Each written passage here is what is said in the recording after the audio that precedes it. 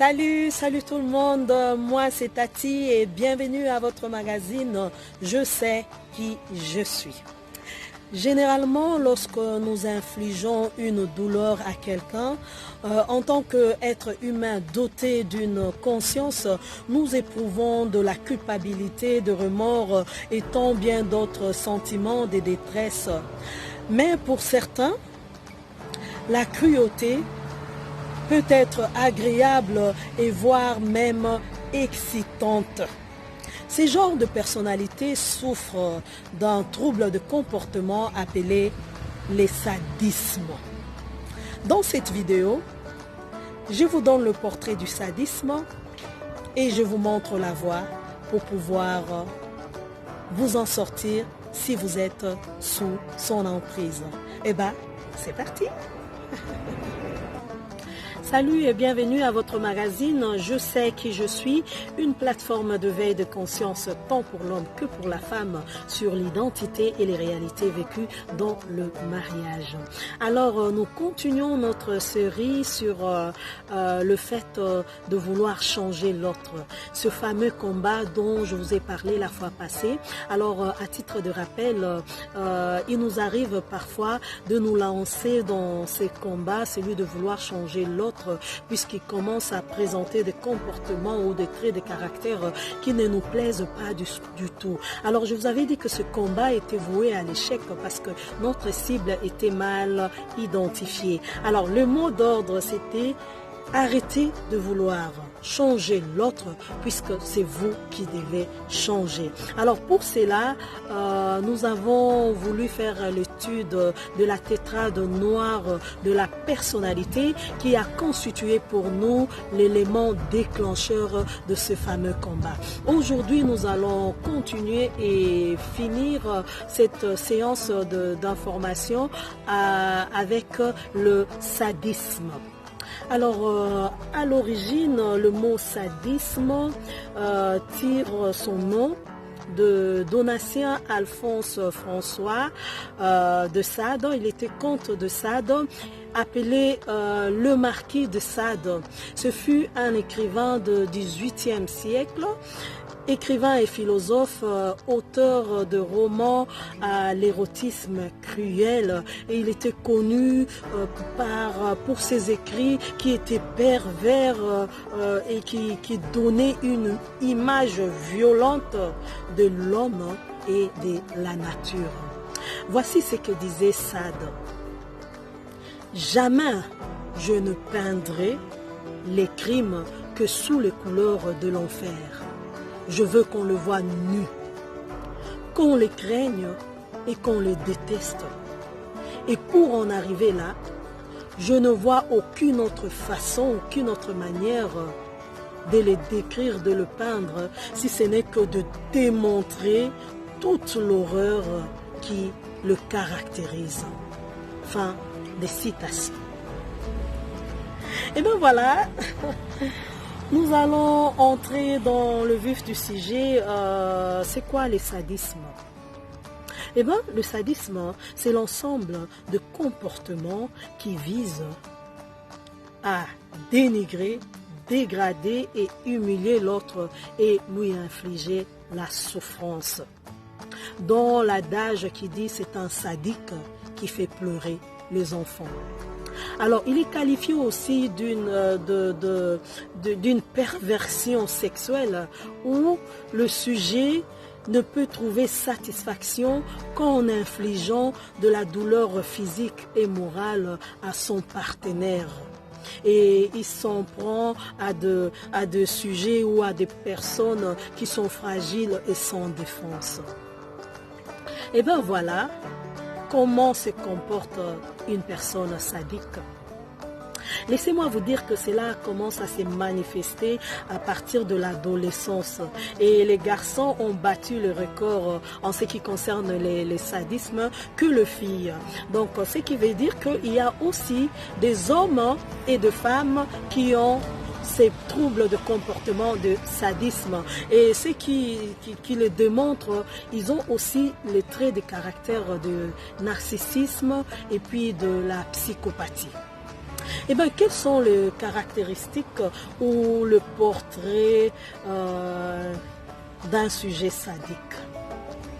Eh bien, un sadique s'est nourri de la souffrance des autres. C'est quelqu'un qui trouve plaisir à contempler les autres dans la souffrance. Soit il peut te plonger lui-même dans cette souffrance, soit il t'admire, il te contemple dans une situation de détresse. Dans une situation de détresse. Raison pour laquelle le sujet sadique ne va pas partager la joie des autres. Généralement, quand quelqu'un était dans une épreuve et qu'il est sorti de l'épreuve et qu'il a connu une victoire, les gens disent « Alléluia, gloire soit rendue au Seigneur ». Mais pour un sujet sadique, non, ça vient le choquer, puisqu'il veut te voir dans la souffrance. Il veut te contempler, admirer ton malheur. Alors c'est quelqu'un qui va chercher toujours à te dénigrer, il ne pourra pas parler de tes exploits ou t'estimer à ta juste valeur. Puisque tout ce qu'il cherche, c'est de te voir dans la peine, dans la souffrance. Une fois que tu vois le bout du tunnel, lui, il s'énerve, il n'est pas du tout content. Et bien, c'est quelqu'un qui est fasciné par la terreur, des blessures, des scènes cruelles, des films d'horreur, puisque là, il s'assoit et il contemple les gens qui, selon lui, reçoivent les châtiments qui leur dû, les châtiments qu'ils méritent. Et bien, ce sujet sadique, il va chercher à restreindre l'autonomie de ses proches. On verra cette personne qui va défendre à ses proches de côtoyer une telle ou telle autre personne. S'il est marié, on verra qu'une telle personne va interdire ou ne va pas supporter que son partenaire puisse s'absenter seul. Alors le sujet sadique est prêt à humilier les autres. En présence de vos amis, en présence de vos compagnons, il est prêt à vous dégrader. Et lorsque vous vous fâchez, vous vous énervez, il est excité. Il se sent bien dans ça. Et puis, c'est quelqu'un qui va monter les gens les uns contre les autres. Et lorsque les conflits vont éclater, lui, il se met en retrait. Il ne connaît rien du tout dans ça. C'est comme s'il ne connaît rien alors que c'est lui le moteur de cette situation.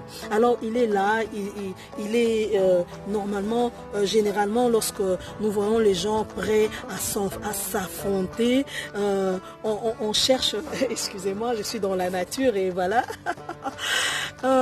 Normalement quand on voit les gens prêts à une dispute, prêts à être éclaté, on vient séparer les gens, on vient éviter que les gens puissent se faire du mal. Mais pour un sujet sadique, voir une dispute s'éclater lui fait du bien.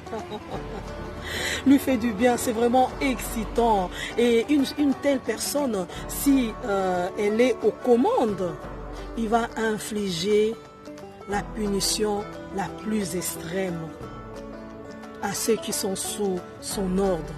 Il est prêt à maltraiter. Et c'est vraiment une photocopie, une copie de Hitler.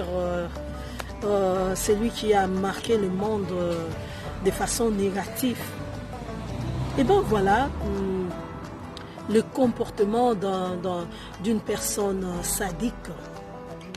Vous me direz, Tati, qu'est-ce que nous pouvons faire si nous avons affaire à une telle personne? Alors, pour ceux qui sont chrétiens, par exemple, ils diront, bon, voilà, cette personne sera qualifiée de démoniaque, quelqu'un qui est de sorcière, quelqu'un qui est envoûté, et il a vraiment besoin d'une délivrance. Alors, les psychologues, eux, propose de la psychothérapie parce que c'est une pathologie. Alors le problème, c'est que ces gens-là, ils ne veulent pas se faire aider pour pouvoir suivre une thérapie, un traitement pour pouvoir changer. Alors, le choix est clair. Lorsque vous avez affaire à une telle personne, le mieux à faire, c'est de fuir, mettre fin à une telle relation. Parce que cette personne, vous ne pourrez jamais la changer et il est prêt à vous faire du mal. Soit vous y restez, vous restez avec lui, avec elle, avec la personne, soit vous prenez, et si vous restez, attendez-vous à y laisser votre peau. Mais si vous êtes intelligent, là, il faut prendre des précautions, aller de manière subtile et demander de l'aide à des institutions qui sont vraiment bien spécialisées pour que vous puissiez de manière intelligente vous débarrasser de ce genre de personnalité. Et bien voilà ce qui va refermer et clôturer notre série d'informations sur la tétrade noire de la personnalité. Alors prochainement, je reviens pour vous donner les clés pour le changement. Nous allons faire une lexicologie, si je dirais, si je peux qualifier ça ainsi, une exploration du changement. Et là, nous allons arrêter certainement ce combat, celui de vouloir changer l'autre pour que nous-mêmes, nous puissions changer. Merci pour votre attention, on se retrouve très très bientôt. Laissez-moi votre commentaire et si vous n'êtes pas encore abonné, n'hésitez pas à vous abonner et on se retrouve très très bientôt. Merci.